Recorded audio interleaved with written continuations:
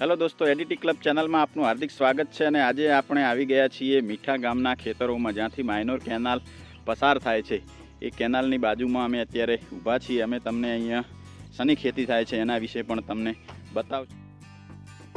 દોસ્તો, તમે જોઈ શકો છો કે અહીંયા આપણે જે માઇનોર કેનાલ છે એ કેનાલ અમે તમને બતાવી રહ્યા છીએ। અને અત્યારે કેનાલમાંથી ભરપૂર પાણી અહીંયાથી વહી રહ્યું છે। તો આ પાણી છે એ મીઠા ગામની ચારે બાજુથી પસાર થાય છે અને અહીંયાથી તમે કનેક્શન લઈ અને તમારા નજીકના ખેતરોમાં પાણીની સિંચાઈ કરી શકો છો। અહીંયા હું મિત્રો તમને બતાવું તો આ જે છે એ અહીંયા પંપ મૂકેલો છે અને અહીંયાથી લાઈન નાખેલી છે અને એ લાઈનમાંથી પાણી સીધવામાં પંપમાં આવે છે। અને અહીંયા જ્યારે મશીન ચાલુ કરવામાં આવે ત્યારે એ મશીનનું ચાલુ થવાથી ત્યાંનો પંપ ચાલુ થાય અને પંપથી એ પાણી ખેતરમાં દૂર સુધી જતું હોય છે અને અહીંયા સિંચાઈમાં પાણી મળતું હોય છે। તો તમે અહીંયા જોઈ શકો છો કે જુદા જુદા મશીનોની અહીંયા ગોઠવણી કરેલી છે પંપ સાથેની, અને એ સેન્ટ્રીફ્યુગલ પંપ હોય છે અને પંપથી આપણે પાણીની સિંચાઈ કરી શકીએ છીએ। અહીંયા મિત્રો તમે સામેલા ભાગના ખેતરમાં જુઓ તો ત્યાં એરંડાની ખેતી છે અને એની બાજુમાં જે નાનો ભાગ છે ત્યાં આપણને ઘઉંની ખેતી થયેલી જોવા મળી રહી છે। આજે અમે મિત્રો અમારા જે મીઠા ગામના ખેતરો છે એની મુલાકાતે આવેલા છીએ અને આ ખેતરોની અંદર હું અને અમારા મિત્ર ભરત બંને સાથે આવેલા છીએ। તમે અહીંયા જોઈ શકો છો, અમારા ભરત પણ અમારી સાથે છે। ભરત, હેલો, હાય બોલો બધા મિત્રોને। ભરત હાય કહે છે દોસ્તો। અને આ જે ખેતી છે એ અહીંયા રાયડાની ખેતી છે અને અહીંયાથી અમે ચાલતા ચાલતા કેનાલે છે એક કુવાડાનો જે રસ્તો નીકળે છે ત્યાં જશું અને અહીંયા રસ્તામાં અમે તમને જુદી જુદી બાબતો છે એ બતાવતા જઈશું।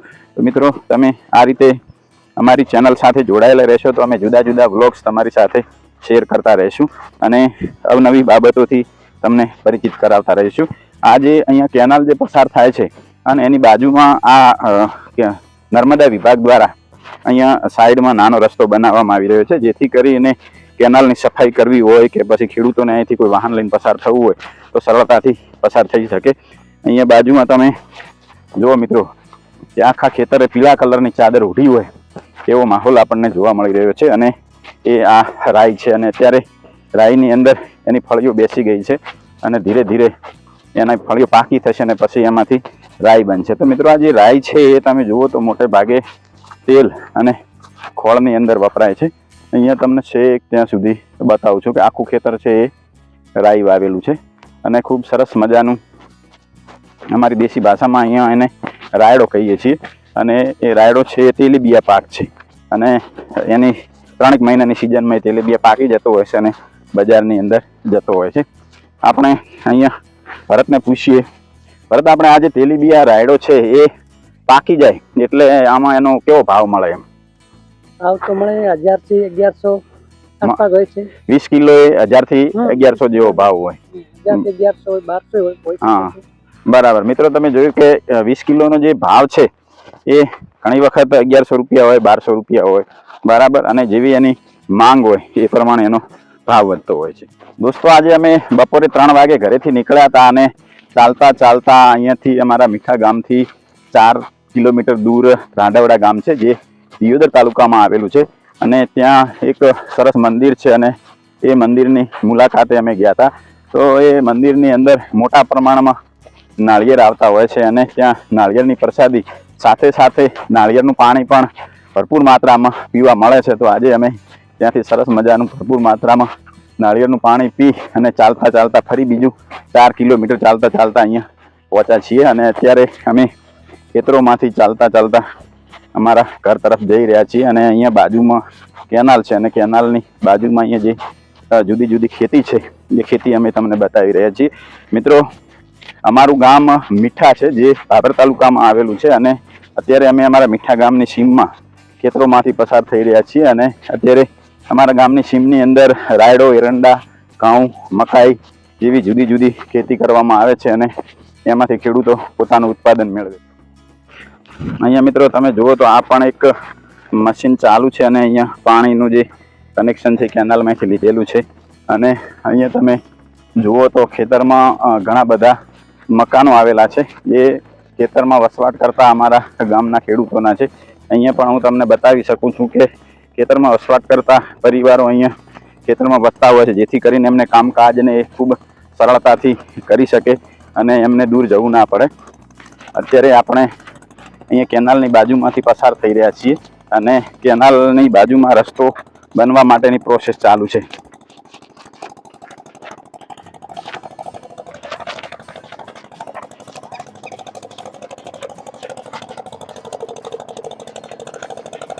અહીંયા મિત્રો જે તમને અવાજ આવી રહ્યો છે એ કેનાલમાંથી પાણી ખેંચવા માટેનું મશીન છે, એ અહીંયા ચાલુ છે. અહીંયા તમે જોઈ શકો તો ઘણા બધા ઘરો આવેલા છે, જે ખેતરની અંદર ખેડૂતો અહીંયા વસવાટ કરે છે અને અહીંયા પોતાની ખેતી કરી ગુજરાન ચલાવે છે.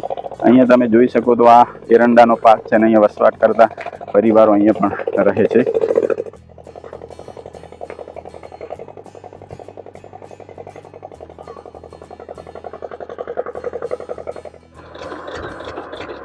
દોસ્તો તમે અહીંયા જુઓ કે આ મશીન અત્યારે ચાલુ હાલતમાં છે અને એ કેનાલમાંથી પાણી ખેંચી રહ્યું છે અને ધીરે ધીરે અહીંયા મશીન જે છે એ તમે પાણી દૂર સુધી ખેંચીને લઈ જઈ રહ્યું છે. તમે અહીંયા વિડીયોમાં જોઈ શકો છો. અહીંયા મિત્રો તમે જોઈ શકો છો કે ખાનાજી ઉપસ્થિત છે અને પોતે અહીંયા ખેતી કરે છે અને અહીંયા એક નાની એવી દુકાન પણ ધરાવે છે. તો મિત્રો આપણે એમને પૂછીએ કે તમે શાની ખેતી કરો છો? એરંડાની. એમને શું શું વાવ્યું છે બીજું? બરાબર. કેવી છે ખેતી અત્યારે? આમ સિઝનમાં કેવું રહે એમ ખેતીમાં? આ એરંડા તમારા છે? બરાબર. મિત્રો આ જોઈ શકો છો તમે કે અહીંયા આ જે એરંડા છે એ ખાનાજીના છે અને પોતે ખેતી કરે. ખેતીની સાથે સાથે તમે પશુપાલન કરો છો? પશુપાલનમાં કેટલા ઢોર છે? 4-5 છે એમને. દોવા હાલે છે કે? બરાબર. અને દૂધ ક્યાં હાલો છો? બરાબર. દૂધમાં ક્યાં ફેટ આવે છે? બરાબર. સરસ. મિત્રો તમે જોયું કે પોતે ખેતીની સાથે સાથે પશુપાલનનું કરે છે અને અહીંયા કેનાલની બાજુમાં જ એમનું ખેતર આવેલું છે, એટલે કેનાલના પાણીથી એ પોતે ખેતી કરે. શું નામ તારું? મોહિત. મિત્ર અહીંયા તમે જુઓ તો આ મોહિત અત્યારે ઉત્તરાયણ આવી નહીં પણ હજુ ઉત્તરાયણ પહેલા પતંગ ચગાવી રહ્યો છે. અને મોહિત તું ભણવા જાય છે કે નથી જતો? કયા ધોરણમાં ભણે છે? બીજા ધોરણમાં ભણે છે એમને. વાંચતા આવડે છે તને? હે વાંચતા આવડે નથી આવડતું? એ અહીંયા અત્યારે પતંગ ચગાવવામાં જ મશગુલ છે. તમે જોઈ શકો છો કે એનું પતંગ આકાશમાં ચગી રહ્યું છે. તો એ તો મજા જ કરે છે. મિત્રો બાળક છે, એની જિંદગીમાં મજા સિવાય બીજું કશું હોતું નથી.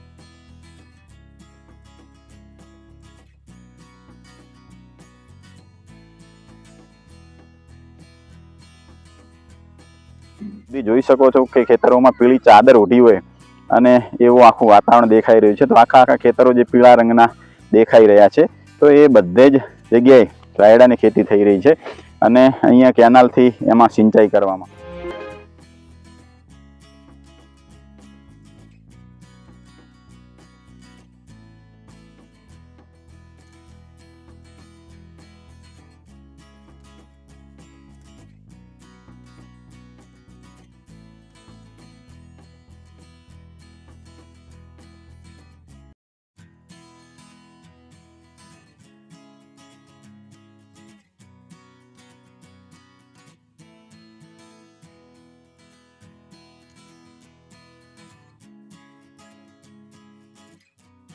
દોસ્તો તમે અહીંયા જુઓ તો આ જે કેનાલની ઉપરથી એક નાનો બ્રિજ બનાવેલો છે અને સામેની બાજુમાં પશુપાલન માટેનો શેડ આવેલો છે, જે અમારા ગામના ખેડૂત પરિવારમાંથી આવતા ઠાકોર બચ્ચુજીએ બનાવ્યો છે.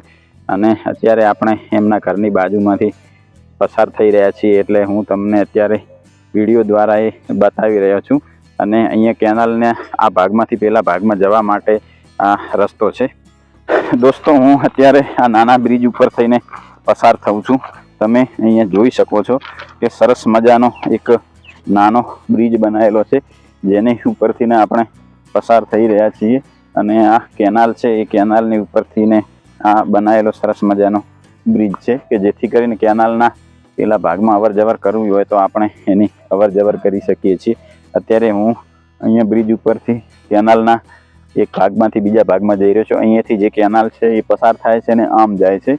અને અહીંયા ખેડૂતે પોતાના સ્વખર્ચે આ બ્રિજ બનાવ્યો છે, અને જેથી કરી અને કેનાલના આ ભાગની અંદર એમના ખેતર છે ને આ ભાગની અંદર એમનું રહેઠાણ છે. તો એ રહેઠાણની અંદર તમે જોઈ શકો છો કે અહીંયા જે શેડ બનાવેલો છે એ પશુપાલન માટેનો શેડ બનાવેલો છે અને એમને ખેતરમાં અવર જવર કરવા માટે આ સરસ મજાનો એક નાનો બ્રિજ છે. અત્યારે દોસ્તો આપણે કેનાલથી ચાલતા ચાલતા હવે જે થરાદ બાજુ રસ્તો જાય છે, થરાદ બાજુ હાઈવે, એ હાઈવે ઉપર આપણે આવી ગયા છીએ અને અહીંયા તમે જોઈ શકો છો કે આ જે રસ્તો છે અમારા ગામ મીઠાથી આવે છે અને અહીંયા સામેની બાજુ છે અહીંયા થરાદ બાજુ જાય છે. તો મિત્રો અહીંયા આપણે ખેતરોની મુલાકાત કરી અને સાથે સાથે ખૂબ સરસ મજાની વોકિંગ પણ કર્યું.